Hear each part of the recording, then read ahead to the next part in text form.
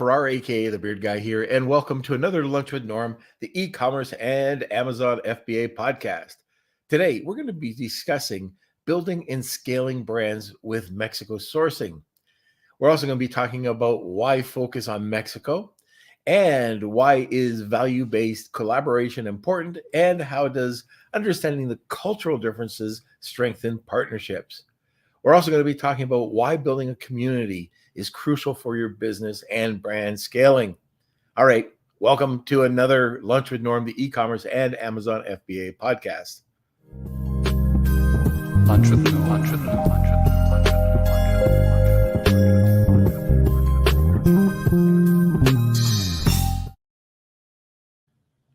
Okay, a little different today outside of the studio, traveling. I'm in Vegas right now.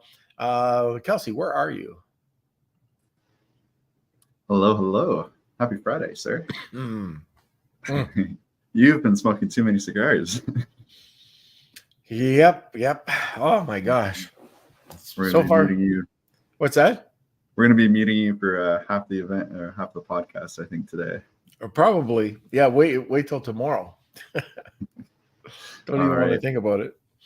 Well, I want to say a quick hello to our YouTubers joining us today. We've got Steve and Coolhand99 in the comments already. Good to see everyone. Let us know if you have any questions or comments about today's episode. I'm very excited about today. It's going to be a good one. And make sure you smash those like buttons, give us a thumbs up, subscribe on the YouTube channel if you haven't already. Hey, Rad, good to see you as well. And What's new on the TikTok front? Sorry? What's new on the TikTok front? Well, I'm playing around with some content. So for those of you don't know, I've been experimenting with a TikTok channel, just sharing Amazon deals in the affiliate kind of world. And we're at 11,000 followers so far. And but right now, you're very professional. I'm experimenting with some content types, so I'm trying longer style videos with more deals and seeing if that grabs more people's attention. And just playing around with things. Been reached out to a lot of different brands for different spotlights on their products, so seems to be doing pretty well, and excited for it. Okay, now I guess there's a couple things. Still, I wanted to just reach out if anybody is interested in that Retail Secrets group. The mastermind, just let us know and we'll send you over that $100 coupon off each month for life for retail. So the course is coming out very shortly too. So I just got word that it's probably going to be next week. We can start showing that. And we put a ton of time and money into that course. I think there's 50 or 60 videos. I think it's been a year putting that together, but we're finally going to have that out. Let's see. Next, I was just trying to think. I know there's so much on the go within November and December, but my brain's fried this morning. But I'll try to get through this. The time zone screws you up. Yes, being in Vegas now. Yeah, the time zone screws you up. But you're so used to East Coast. But anyways, we'll get through this. I think we got lots of interesting content today, stuff that we never talk about, which is kind of cool. Yeah, and I also want to announce that we are starting up our very own WhatsApp group for the Lunch with Norm community. So this is brand new, we just created like this morning. So everyone listening today, make sure you sign up. I'm going to drop the link as well in the comment sections just before we get to Lindsey. But if everyone can sign up here, it's going to be a place where you can ask for advice, share opinions. If there's any events or anything that we're currently wanting to share with the community, this is where we're going to be putting everything in here. So sign up to this and you can hang out with us. It's a great networking. We've got a great crew already as the Beardos in our Facebook group. So we're going to be sharing this out today and next week. So we're going to see how it goes, and hopefully you guys enjoy it. Yeah, and it's just one last thing. I got word yesterday from Colin Campbell. He texted me and said that He's got a special going on with that Start, Scale, Exit, Repeat book in Kindle format for $1.99. So if you're interested, I think Kelsey will put up the link. Probably one of the best business books that I've read. And it hit #1 across just a bunch of different categories yesterday. So I just think, well, first of all, if Colin, if you're listening, congratulations. That's really a feat. But like #1 in, I predicted it would be, because it's got such great value. But for $1.99, it's a great reference guide for anybody trying to build a business. Yeah, okay. So I'll be dropping that link shortly, and yeah, enjoy it. Oh, it's going to be rough. Okay, so if you have any questions or comments, send it over into the comment section. Sit back, relax, grab a cup of coffee, and welcome our guest. Hi. How are you? I'm good. I'm very jealous that I didn't have a night like yours last night. And tonight, and tonight. Al, you know what happened? This is kind of cool. So this is first rabbit hole we're going to go down. I came to Vegas. Kevin was here, and by the way, he brought me cookies, so that's very good. He knows that's one of my things. Kevin King, and anyways, we went over. He had a surprise last night for me, and we went over to the Sphere. And I never heard of the Sphere before a couple of weeks ago. What an amazing show. It was unbelievable. And typical Kevin fashion, he got the best seats in the house, right? Center. And I never expected it to be as good as it was. So if anybody's in Vegas, and I know they're using it for all sorts of different things, but just the regular event that they have, the regular entertainment that they have. First of all, it's tons of entertainment going in. Then second of all, then the show starts and you just sit back and you're just amazed. So wow. Beautiful. Yeah. Beautiful. I haven't had the chance to go to Vegas in a really long time. I used to go all the time for expos, but it's been a long time. So I'll have to put that on my bucket list. Yeah. Again, I wasn't even expecting it. I don't know. I come to Vegas quite a bit. I didn't even know the dome was built. The Sphere was built. So it just shows I don't pay attention when I come here. Okay, so today, and by the way, if you're interested, if you're listening, a lot of this content that we talked about at the beginning just gets cut out when we go to the YouTube or when we put it onto the podcast on Apple or wherever you're listening to it. So some of the fun is just listening to me stumble through and have bloopers, or you can just listen to the more finely tuned edited version. Okay, first question, Lindsay. Shoot, why I'm ready. Mexico? Well, I think there's some pretty basic reasons, pretty obvious reasons why Mexico, which is its proximity to the US. Mm-hmm. I think that's the first and the most important reason. And then the second reason is that I think Mexico for a long time has kind of fluxed in and out of the radar of the US consumer and also the US product builder, entrepreneur who is looking to, potentially produce outside of the US their product.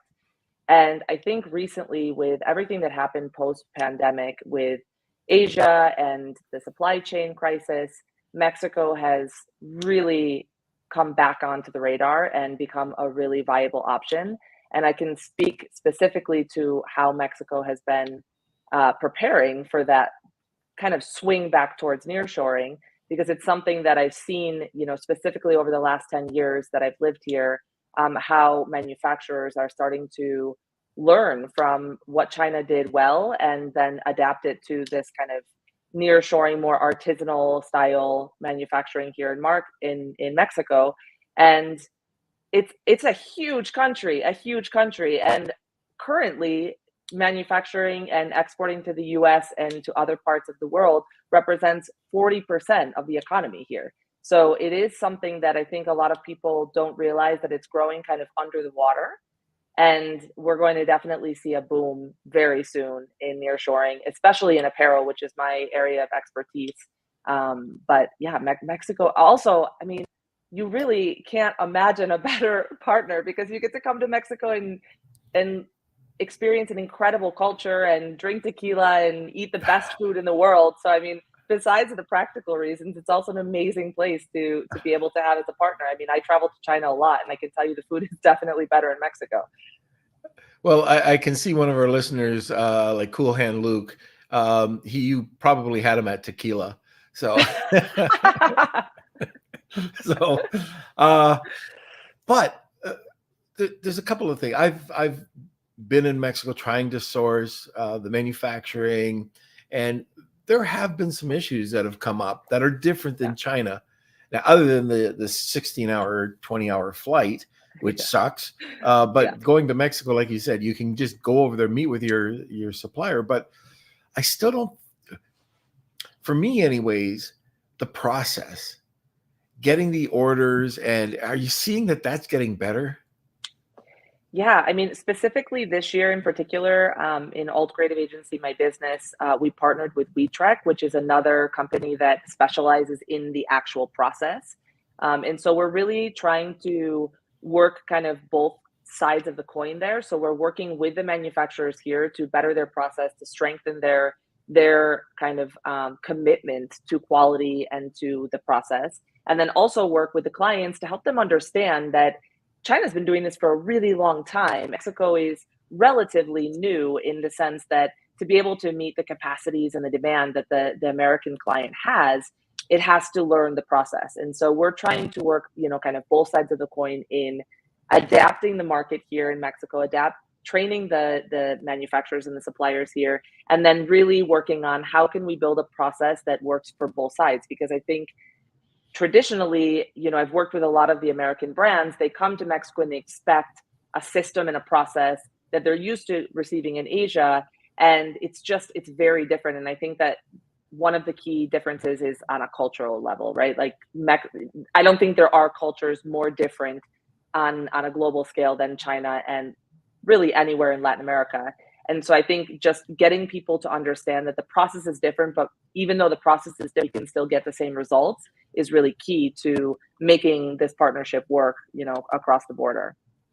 Yeah, I've like dealing with China. There's certain communication technique, even there, just cultural differences for new sellers. Even you could be an advanced seller, but there's all sorts of cultural differences that could still affect your negotiation, just everything to do with your product. It could be your packaging, it could be the quality.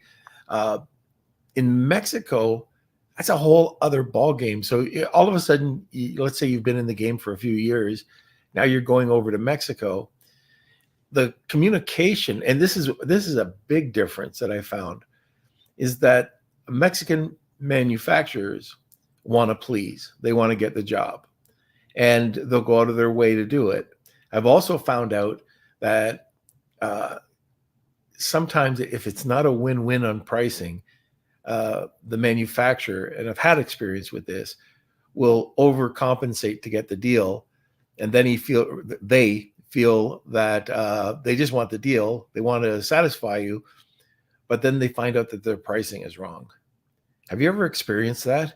And then it's really not a win-win for anybody. So you negotiated them out of food out of their mouth, and you think you got a great deal, but at the end of the day, you're not going to have a supplier, or they're not going to have you as a client because they can't make money from you. Yeah. Honestly, this is the number one issue that we encountered when we started kind of this path of training and working with the factories, particularly exactly on a cultural level. What you said, there's this incredible desire to please and to close the deal, but then in the actual execution and work through, we start to find that it's not actually profitable for them, and then that's when the problems come. Also, because then they are looking for ways to create profitability, and that usually comes at the cost of the product. So this is something that we're definitely working on, kind of training in the sense of helping the manufacturers understand how to cost from the beginning, so that there's enough of a cushion that the price is still competitive, and that it's not taking food out of their mouth, in your words, because I think that's exactly it. It's definitely something that happens. I think it's getting better because there's, one of the things that I always say to the brands is that if we don't try, we're not going to be able to get anything to happen here in Mexico, because it really, in the practice, is where we have to really count on the learning. And if brands aren't willing to take the risk and aren't willing to come and try it out and work and create those relationships and those alliances, then it's really just going to stay in a realm of theory, because it's never going to actually be able to translate into growth and learning. And I mean, for those who started manufacturing with China, 30 years ago, know that it was pretty similar in the beginning. And the difference was that China had the ability to subsidize through their government, so that the food wasn't being taken out of their mouth, because it was a really big push to move, China into a global leader in manufacturing. And that's something that we're also looking to have happen here in Mexico, is how can we push the government to help subsidize this, because it is the future, and it is the direction that will allow Mexico to grow as well as a global economy. And like you said, without trying, it's really hard for them to get into that. So we are doing a lot of work on costing and understanding, the full supply chain, because a lot of times the manufacturers offer full package, and then in the end they're not really clear on what their partners are, like fabric mills or other suppliers on the raw goods side. So it becomes a bigger problem. And so we're trying to build a network where that collaboration happens from the beginning, and that the costing is really as accurate as possible. But it's definitely one of the biggest challenges here in Mexico and in Latin America in general as well. So in the Philippines are known, for, at least with the VAs, anybody who's had a VA, and you heard about the family emergency. And family emergencies usually happen on Mondays and Fridays, but I've had one of the contractors that we were working with. She had told me that her mother had died 3 times. Okay, so, but it is a common trait, and this is anybody who's ever dealt with Philippine VAs. And one of the things I found was I either wasn't paying enough, and they were jobbing out, and so that's just a common trait. So now I pay a lot more, and people are loyal, and they're it's great to work. But it was a learning process. Common trait in Mexico is that if you do this and you don't pay enough, you'll be put to the next, or like next in line will get the ordered processed first. And so if you're noticing that you're being pushed back, or your lead time is all of a sudden being missed, it might be something to take a look at, and maybe even renegotiate. Can you imagine if you went back to your manufacturer and just asked them, hey, look, is there a problem? And do you need more money? Do you think that they jump at that?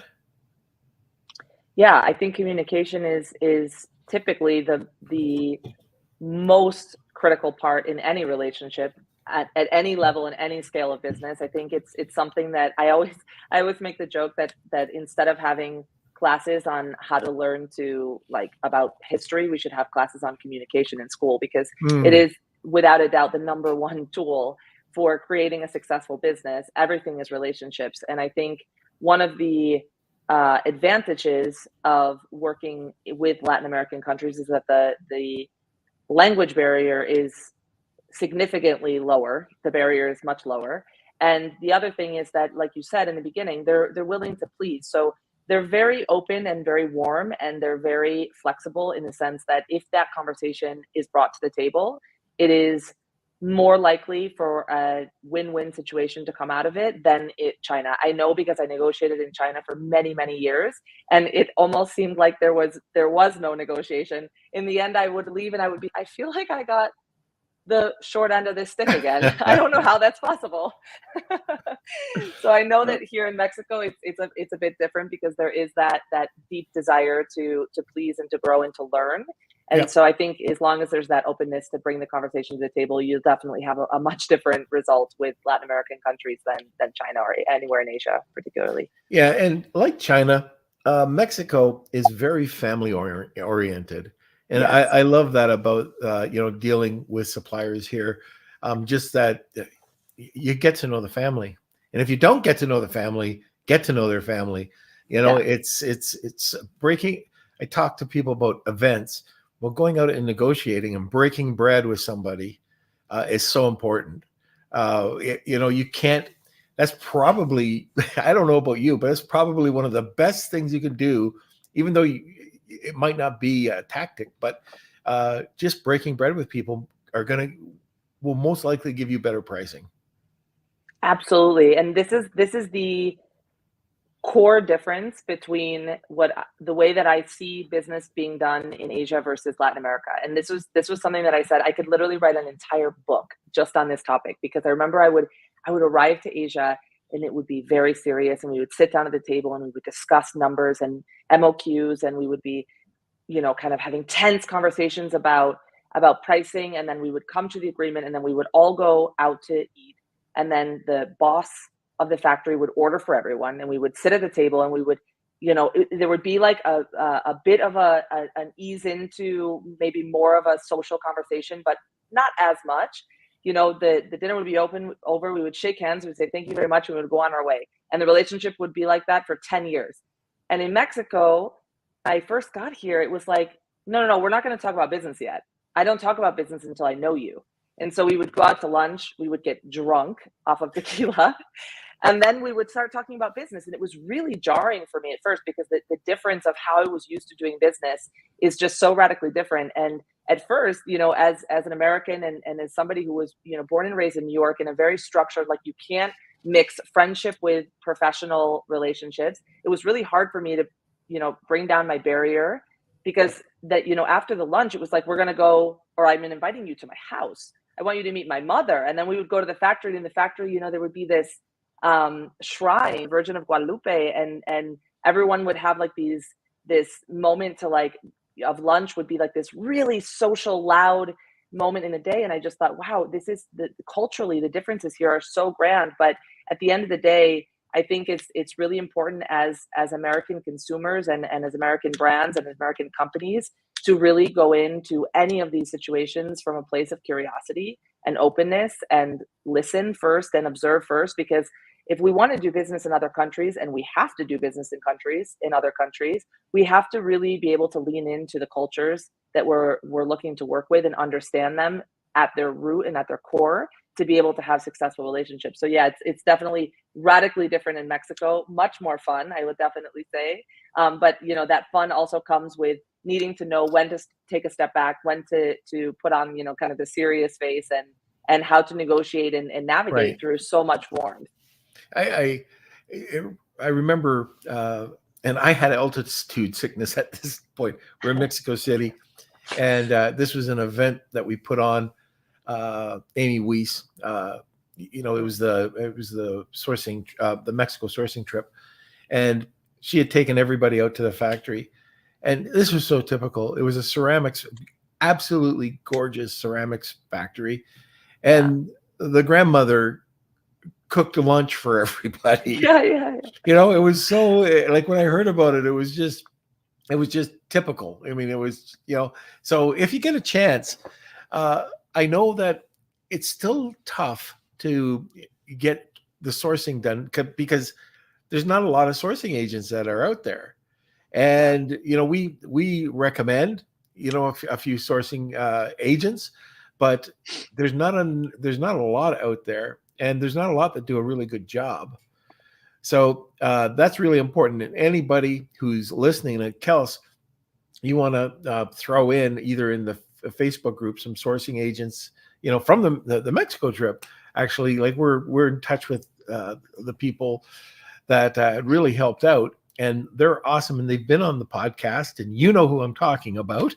So, Yeah. so, and we'll put their information in the chat as well. So I do want to give them a shout out, because they're awesome. But let's get into a little bit more sourcing. So we've got emerging brands, and how do they overcome challenges like resource limitations, or maybe an evolving digital landscape? Yeah. So one of the things that we're working on, particularly in partnership with WeTrack, which is a sourcing company that supports brands coming into Mexico, which I believe is who you're talking about. Exactly. Yeah.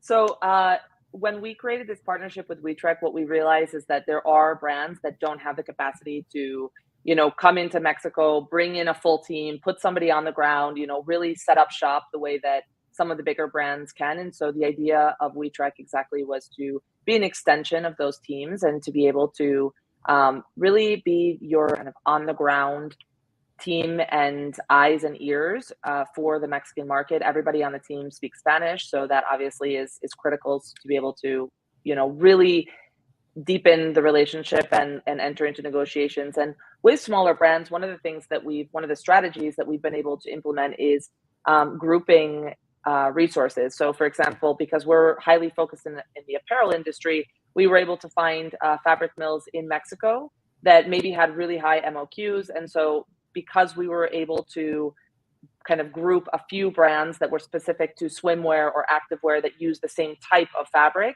we were then able to create pods of orders so that maybe the MOQ, we were able to meet with the fabric mills, service 2 or 3 brands at once so that we were able to, provide the same service that a bigger brand would receive, but by doing it in a very creative and innovative way, grouping these raw material suppliers like trims and even buttons and things like that, that really at the end of the day, the essence of the brand doesn't change just because they're using the same fabric.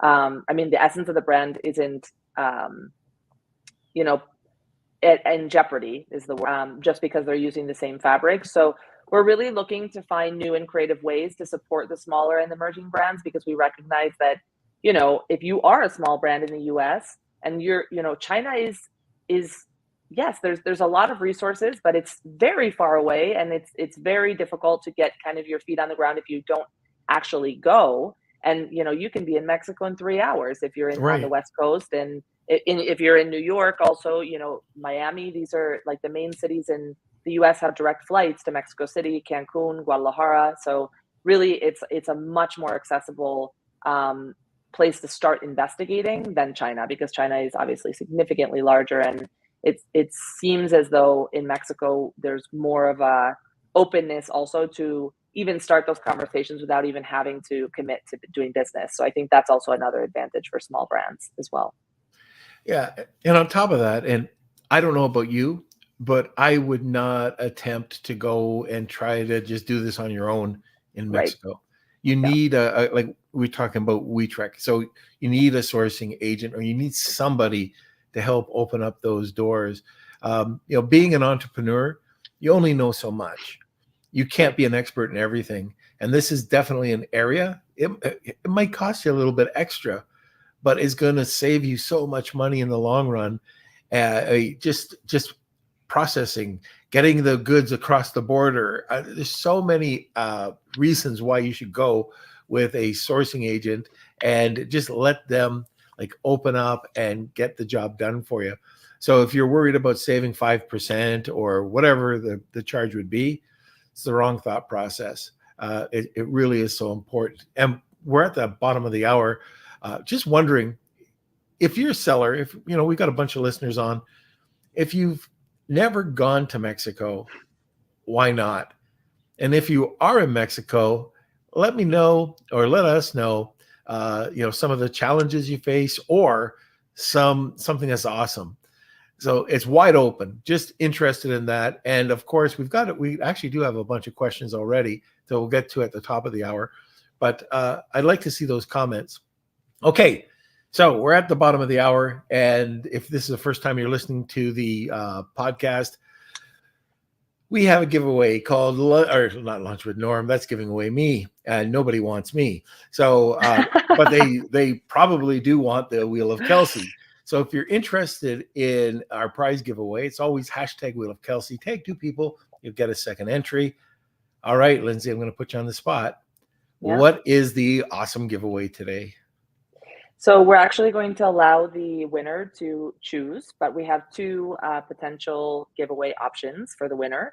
The first one is access to WeTrack for a pre-diagnosis to get that initial kind of work done with WeTrack to figure out what is the product that you're looking to do, help you kind of get an idea of what that would look like nearshoring into Mexico. And then the second one is for anyone who is actually specialized in apparel or in textile. We have a fashion academy as well. So the entrance into that academy is worth $2,000, and we're going to give away the entrance to one person. And that academy focuses on how to launch an apparel brand. And we obviously touch heavily on sourcing and manufacturing in Mexico during the 8-week program. So that starts in February of 2024. So the winner will get to choose between those two, the diagnosis with WeTrack or access to the Fashion Academy in February. That's 2 great prizes. Even if you're not in fashion, yeah, it might be something that you want to take up after this course, because even I've never done anything in apparel. I've had people come to me. Actually, I should send them to you if they come over to me. But yoga pants, but I don't have that experience. It's not my expertise. Having a course like that, who knows? That would have maybe made our agency a little bit of money. But I'm always curious and just learning, because it's so different than my pet product or my beauty products. So awesome giveaway. So enter #WeLikeKelsey, tag 2 people, you get a second entry. And now, Kelsey, if you're doing your job on this glorious Friday, just hit the button. Facing cash flow challenges with your e-commerce business? Discover Viably, your ultimate financial ally. From real-time sales data integrations to immediate funding access, Viably is here to support you. Plan your growth with their free tool for online sellers and engage with specialists whenever you need. Extend your cash flow with Viably. Damn, I'm eating my cookies. I thought I'd have it done by the time. So professional. Enjoy. We say here in Mexico, provecho. Okay, now that I swallowed, there we go. Let's talk about just nearshore, and how does nearshoring to Mexico, how does nearshore changing impact the changing market that's out there? Yeah. So I think the number one thing, and this is something that I'll use, if it's okay with you, I'll give a concrete example of something that we did about a couple of years ago. So when I first started working with Mexico, I was working with a retailer called CNA, and CNA has stores all over the world, tons and tons of stores. They're kind of like AM, but they're mostly focused in Europe and in Latin America now.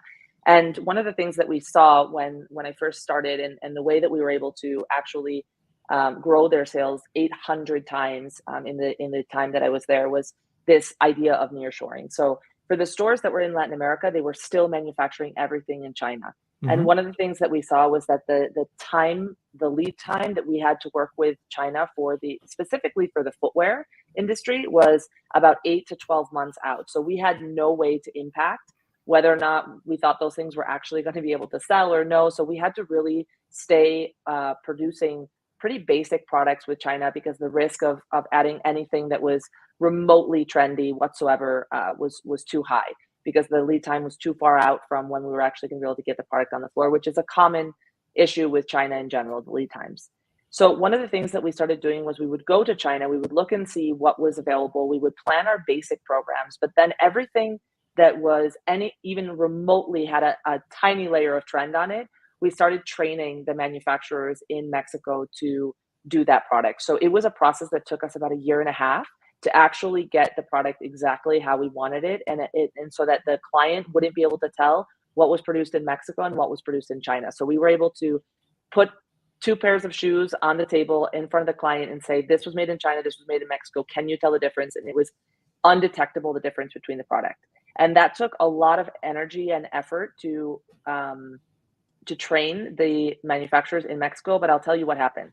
What ended up happening is that we built out programs so that we were able to get the product for the basic, but then once we started seeing spikes in sales, we were able to replicate that product almost immediately within 2 to 3 weeks and get it on the sales floor within 4 to 5 weeks of that first initial upswing in sales. So what that did was that on the same exact product, our sell-through, we were able to make it faster and faster and faster. And so that allowed us to basically make more money on the exact product, but significantly more money, because all we did was just change the lead time on that product after we were able to kind of train the manufacturer. So for me, that was a clear sign that as long as we're willing to make the investment in preparing Mexico for the type of product and the quality that we're looking for, the results are astounding. I mean, we're talking about, they were doing, 200 million pesos. So that's about, I can't think of the conversion. We can add it to the notes for the recorded, but from 200 million to 1.2 billion in sales just in one product category, just in footwear, by relying on nearshoring for immediate replenishment of products. So that for me was like the first sign that there's something really interesting here in Mexico. And I think for anyone in the US who's looking at figuring out a way to move their supply chain towards nearshoring, the first piece of advice is start with a mix. You can't just go from one day to the next, China to Mexico.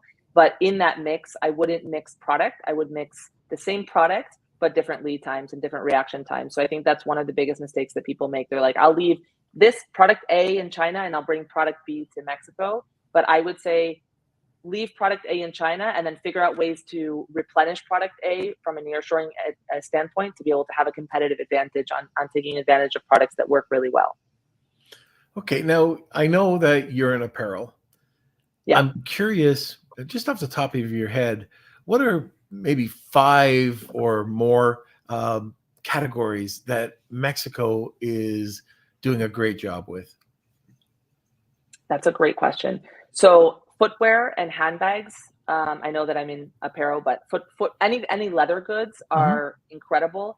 Injected plastic also has a huge growth boom right now in Mexico. So anyone who's doing products that involve the process of plastic injection. What else? Technology, tech. I know that there's here in Guadalajara specifically where I live, there's huge manufacturers for like cell phones and tech gadgets, I guess would be the way. Sorry, my language around anything outside of apparel and fashion is going to be limited, so I apologize. So yeah, I would say those are probably the top. Plastic injection, any type of leather goods. What else? Apparel, obviously. Textile. So also like anything that has to do with textile. So it could be bedding, towels, hotel services. So like sheets, towels, comforters, pillows, carpets, anything that has to do with textile in general. Huge ability to produce here. I know there's also quite a few sustainable factories who focus on actually just the yarns and the raw goods as well. I know Patagonia is working with Mexico quite heavily on that type of development. So basically in the world of textile, also, like I said, tech and plastic injection, those would be the categories that I would say are the most prominent here. Yeah, I'd like to probably add beauty. Oh, There's unbelievable sources of high quality natural soaps and lotions. And, yes, that's true. Yeah. And one thing that blew me away was a plastics company that had a biodegradable plastic. So you could buy pails or you could buy whatever it was. And it was something I hadn't seen before, but this is just plastic that'll break down in a much quicker period of time, which if you ever get a chance to go to a sourcing expo in Mexico, go. It's really well worth it. Okay, so let me see. There's I think this is one of my favorite topics. It's probably going to be one of my favorite questions, but building a community. Why is that so crucial for building your brand? This is also my favorite topic. I think it's a really hot buzzword right now, also on a global scale community. I think it really stems from, the impact that the pandemic had on the world and the desire to feel belonging and feel a part of something bigger than us. So for me, community is the number one thing. What I will say is that here, specifically in Latin America, community is the root of everything. So like you said, family is super important. Community is an extension of family, and without community, things just don't work here in Latin America. So community is really important in terms of success, like a success factor for building a brand, especially if you're looking to nearshore, because most of the factories that you're going to work with or suppliers that you're going to work with, they're family companies. And they're family companies that were built on the idea that we work as a team, we work as a community, we work as a family. And so understanding the complexity of building community and the understanding the complexity of building cross-border community is super important, because it really speaks to what we've been talking about this whole time on the live, that really understanding cultural differences, really coming to Mexico and looking to be a part of what's happening here. I mean, I'll use the example of Flamingo Estate. Flamingo Estate is a company based in California that does organic food and products. So all of their products are based on organic ingredients. They just came this week to Yucatan and to the south of Mexico to understand regenerative agricultural processes. And what they did was they came and they spent a week and a half living in the community of the people who work there, because they believed that the best way to understand what they were going to be able to learn and extract from this experience was really being a part of this community and it coexisting with this community. And I think right now, especially, you know, maybe this is a very romantic answer, but with everything that's happening in the world, we really have to figure out ways to become more united as humans and break down some of those cultural differences and barriers and understand and create a sense of belonging. So for me, the number one thing for anyone looking to come to Mexico is figure out a way to be a part of the community, figure out a way to make this bigger than you, because also part of like circular economies is understanding how to support the community. I mean, we can't really believe that we're going to create a more sustainable future if we're not looking to the impacts directly onto community, because it's not just about finding sustainable products or biodegradable products, but it's also sustaining communities that are actually the people whose hands are creating this product. So for me, community is at the center and the core of everything that we do, both in Alt Creative Group and in WeTrek. And so for me, it's you know, the invitation is for people to get really curious about the communities that are supporting their product and their supply chain and figure out ways to support them better. Whenever I travel, I always try to get, you know, the excursions or kind of get off the beaten path and just see what the real country is all about. And that could be experiencing different foods. It could be, I actually in Jamaica, I went to this mountain village and it was really cool. I stayed overnight and it was just experiencing something that was completely different that I've never experienced before. But this could come back and haunt us. The last time, I'm only telling this because it came back in Mexico, in Monterrey, and Brandon Young and I and a bunch of other people were around 2 a.m, 3 a.m.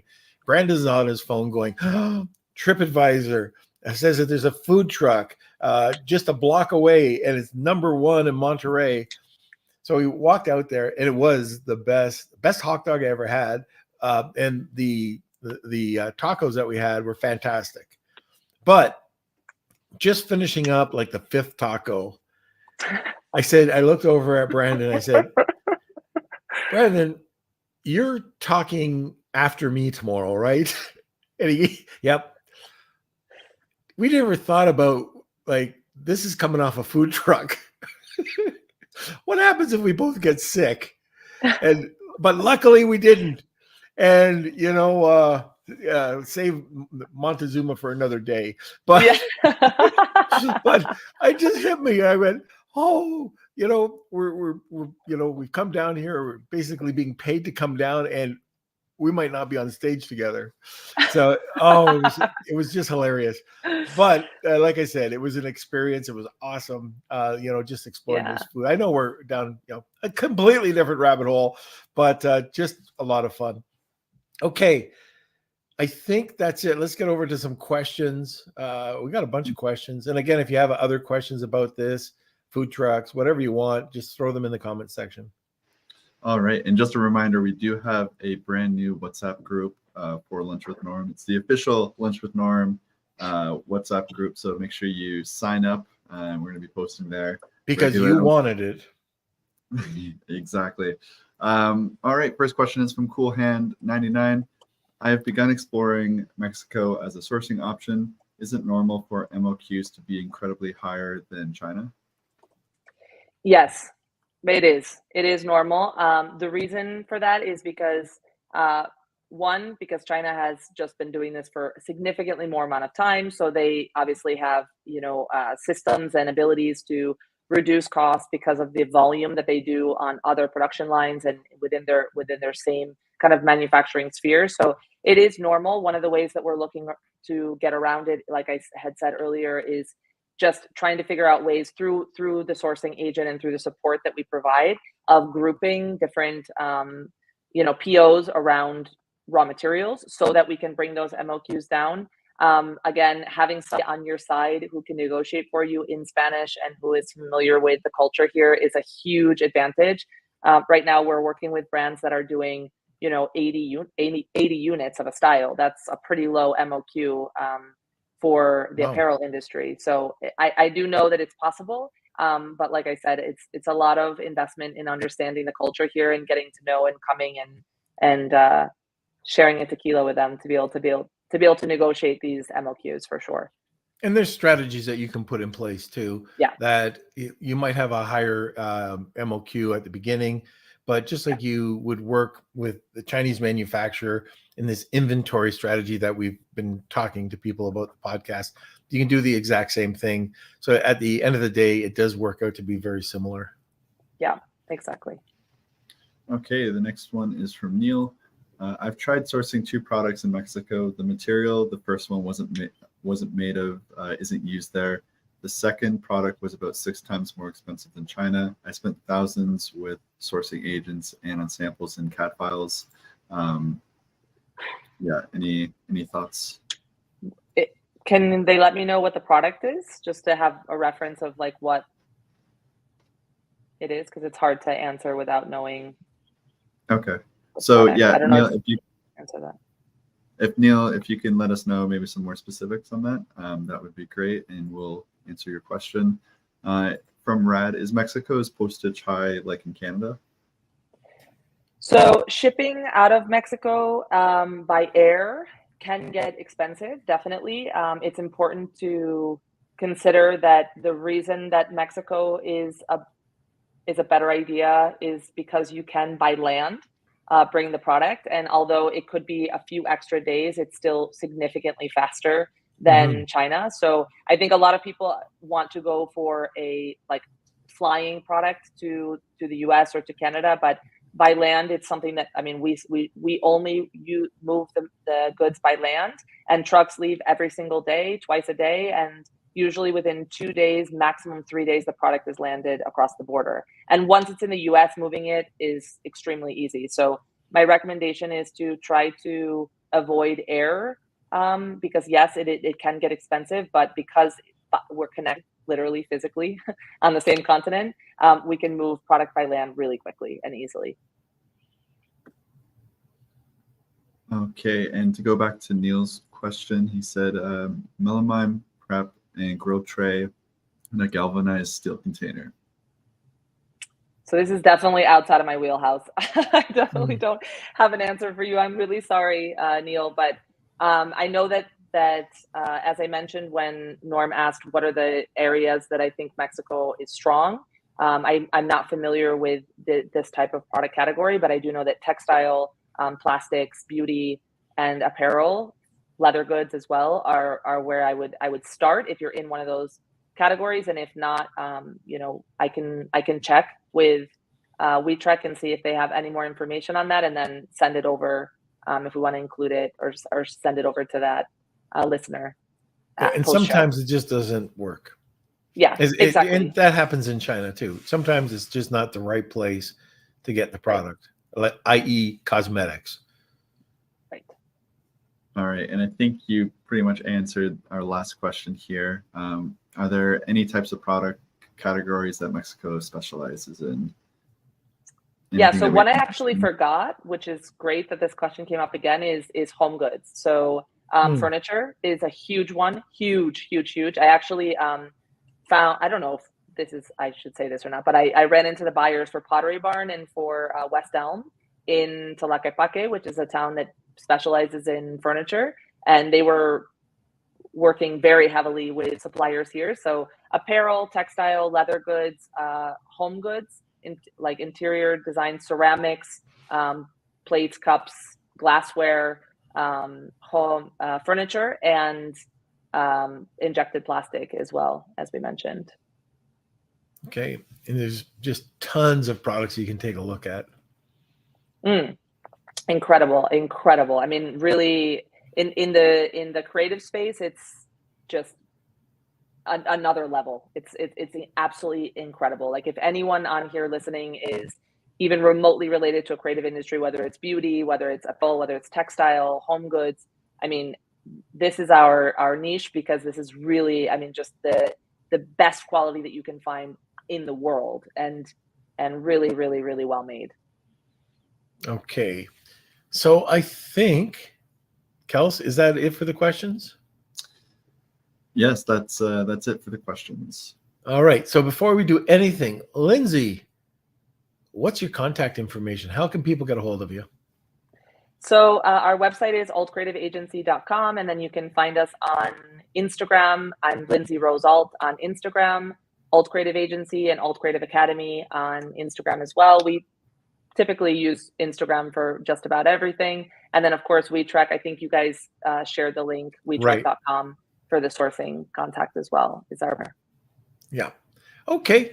So just before we go to the wheel, you got 30 seconds to, get your name in if you are interested in our giveaway. And once again, the giveaway is, Lindsey? Access to the 8-week masterclass for fashion brands, or anyone in the fashion industry, or anyone looking to better understand how to grow a creative business, or the diagnosis with WeTrack, the sourcing diagnosis with WeTrack. Mm-hmm. All right, fantastic. So to have access to one of those, hashtag Wheel of Kelsey, tag 2 people, and you'll get a second entry. And now I guess I have my live read. Kelsey? I guess that's Kelsey's way of saying, yes, you have that live read. You sure do. All right. I am going to record this next week, though. Okay, and this is for seller basics. Hey, Amazon sellers, ever faced with account suspensions, ASIN hiccups, or IP headaches? Introducing Seller Basics, your Amazon account guardian. With just $99 per month, Seller Basics offers a dedicated team to shield your business from these challenges. Plus, this membership offers free legal consultation from seasoned e-commerce attorneys. No long-term contracts. Cancel just with 1 month's notice, and view Seller Basics. You can view Seller Basics as your Amazon account's health plan. So check it out at sellerbasics.com. And I got to say this disclaimer. Seller Basics isn't an insurer or a law firm. Consultations come from independent firms. Results can vary, and membership needed before events leading to the claims. And other terms apply. That's it. Oh, I'm going to have that recorded next week. Nothing like live reads. Okay, so I don't think there's anything else. I guess we would just go over to the wheel. Is that right, Kels? It's time for the Wheel of Kelsey.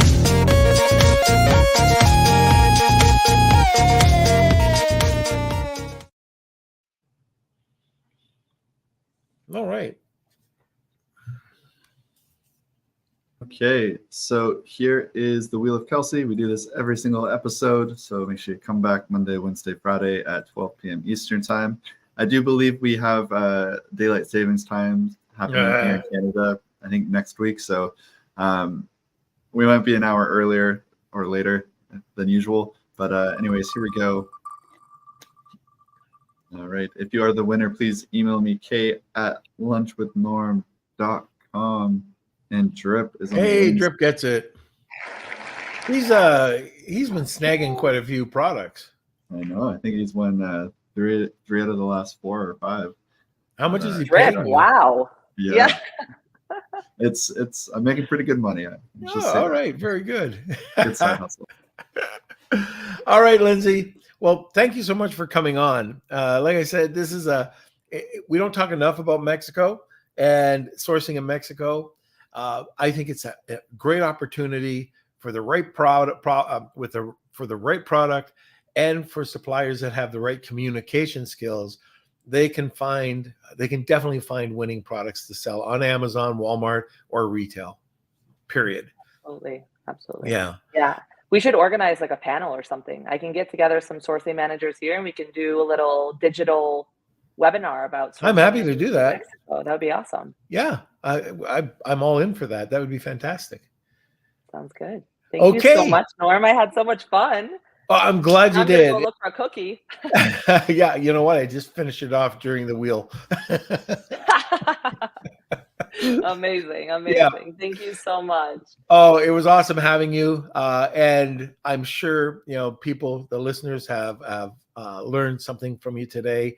And that course that you have, just in case you are interested and you didn't win, check it out. Check out what Lindsey's putting together.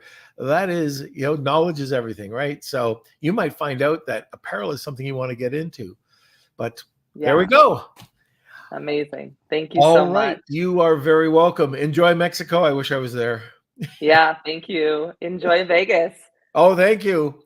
All right, everybody. So I hope you enjoyed today's episode. Kelsey, get your butt back here. Hello. Anything else to say? All right. Well, I'm going to say it again, like I have several times today. We have officially announced our new WhatsApp group for Lunch with Norm. This is the official Lunch with Norm WhatsApp group. So check it out. You can join here. It's also in the Facebook group. I put a giant QR code there, so it's nice and easy. Join here. It's brand new. So we're just getting things started. It's about an hour old right now. So it's Kelsey talking to himself. Right now, yes. We've got a couple, actually. We got a couple people joining in now. So things are moving. Things are grooving. So hope you like today's episode as well. Smash those like buttons. This podcast will be up on Apple, Spotify, Google Podcasts in about a week's time, where you can find the edited version. And as that goes for the YouTube episode as well. And I think that's it. Perfecto. There. That's I don't even know what language. I don't know. It's Friday.